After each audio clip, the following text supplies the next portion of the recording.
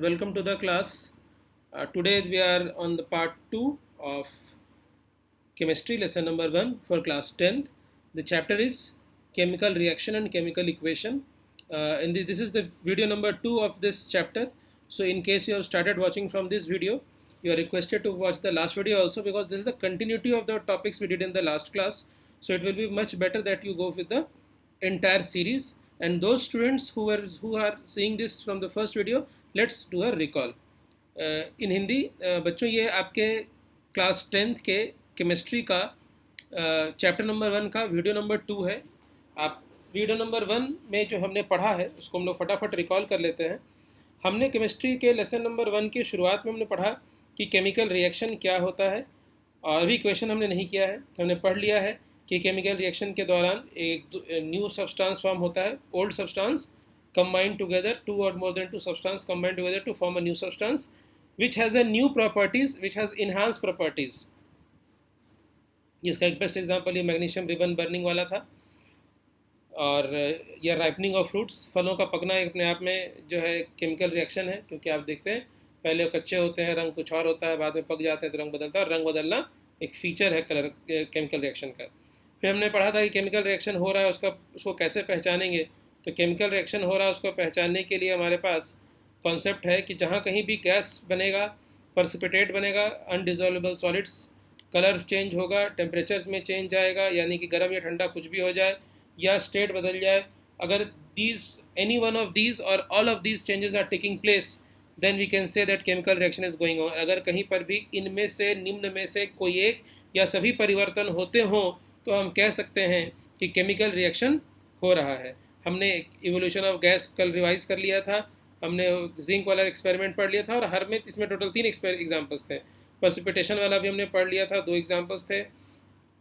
आज हम लोग पहुंच गए हैं अगले टॉपिक पे, जहां चेंज इन टेम्परेचर को हमें पढ़ना है, तो यहीं से स्टार्ट करेंगे. तो chemical reaction has a characteristics that there is a change in temperature. तो हमने पढ़ा कि 5 तरह के चेंजेस होते हैं. तो अगर कभी भी कहीं भी केमिकल रिएक्शन हो रहा हो तो उनमें जो लाइकली चेंजेस है उसमें से एक चेंज ये भी है कि चेंज इन टेम्परेचर होगा. तो अगर कहीं भी जगह पर किसी भी जगह पर चेंज इन टेम्परेचर होता है तो हम कह सकते हैं कि वहाँ केमिकल रिएक्शन हो रहा है. तो केमिकल रिएक्शन की पहचान है चेंज इन टेम्परेचर, जिसका एक एग्जाम्पल आपके यहाँ दिया हुआ है कि हमने क्विक लाइम ले लिया, यानी कि कैल्शियम ऑक्साइड ले लिया. हार्ड ग्लास में लिया गया है क्योंकि ये अगर थिन ग्लास होगा तो वो हॉट होने पर, गर्म होने पर फूट जाएगा. तो हमने एक मजबूत कांच का ग्लास लिया है ताकि गर्म होने पर फूटे नहीं. उसके अंदर कैल्शियम ऑक्साइड डाला है.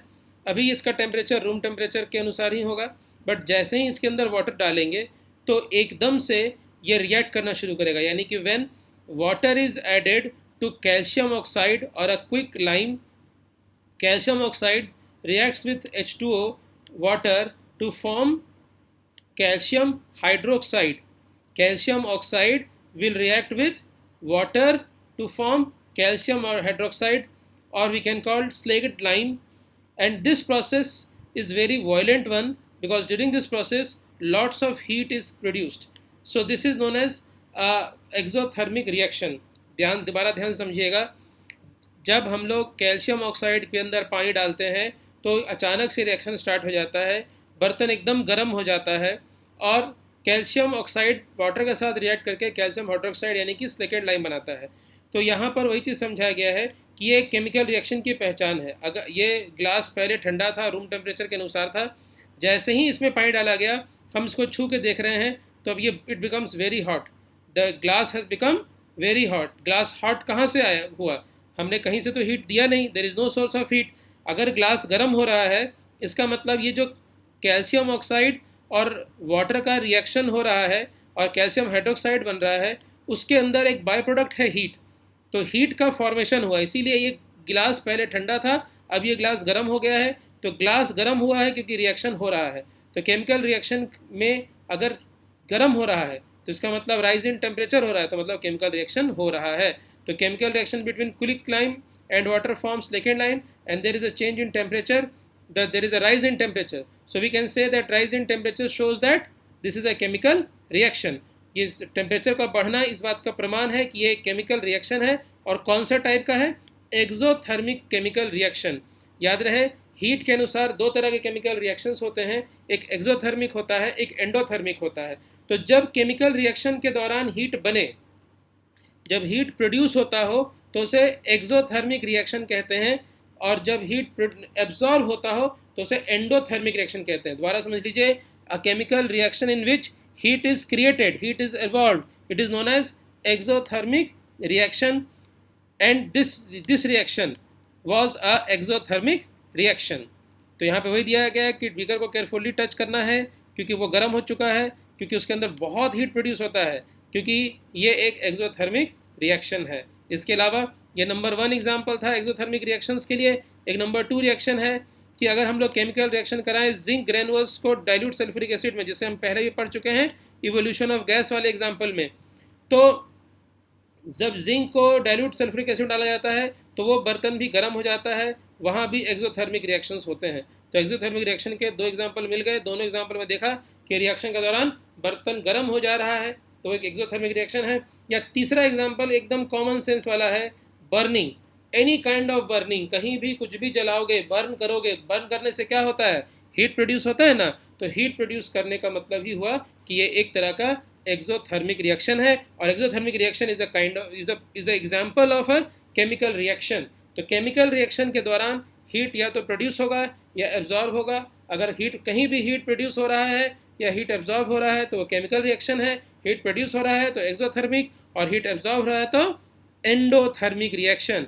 यानी कि एंडोथर्मिक रिएक्शन में हीट एब्जॉर्ब होता है। इसका एक एग्जांपल आपको यहाँ पर दिया हुआ है कि बेरियम हाइड्रोक्साइड को जब अमोनियम क्लोराइड में डाला जाता है तो बेरियम क्लोराइड बनता है और अमोनिया एंड वाटर बनता है, जो है कूल का पहचान है। अमोनिया के फॉर्मेशन से पूरा बर्तन जो है ठंडा हो जाता है। इसी तरह का एक रिएक्शन और है कि अगर यूरिया को पानी में डिजोल्व किया जाए तो अमोनिया का फॉर्मेशन होता है, जिससे बर्तन एकदम ठंडा हो जाता है। तो बर्तन अगर रिएक्शन के दौरान ठंडा हो जाए तो उसका मतलब वो एक एंडोथर्मिक रिएक्शन है, उसने सराउंडिंग के सारी हीट को एब्जॉर्ब कर लिया है और बर्तन को ठंडा कर दिया है। अब आखिरी कैरेक्टर था चेंज ऑफ स्टेट। तो 5 कैरेक्टर में कौन कौन सा था, evolution of gas, change in colour, change in temperature, और इसके अलावा हमने यहाँ पे भी पढ़ लिया change in temperature, change in colour, evolution of gas, formation of precipitate.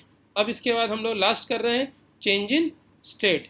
Change in state का मतलब हो गया अगर किसी भी वक्त कोई सब्सटेंस सॉलिड से लिक्विड, लिक्विड से गैस या वाइस वर्सा होता है तो इसका मतलब है कि देयर इज केमिकल रिएक्शन। तो chemical reaction can be said when if there is a change in state. अगर किसी भी सब्सटेंस के आपस में रिएक्ट करने की वजह से चेंज इन स्टेट होता है तो उसे केमिकल रिएक्शन कहेंगे। और इसका best of the best example आपकी बुक में दिया हुआ है, वो है कैंडल का जलना। कैंडल के जलने के दौरान पूरा सभी तरह के एग्जांपल्स देखने को मिल जाते हैं।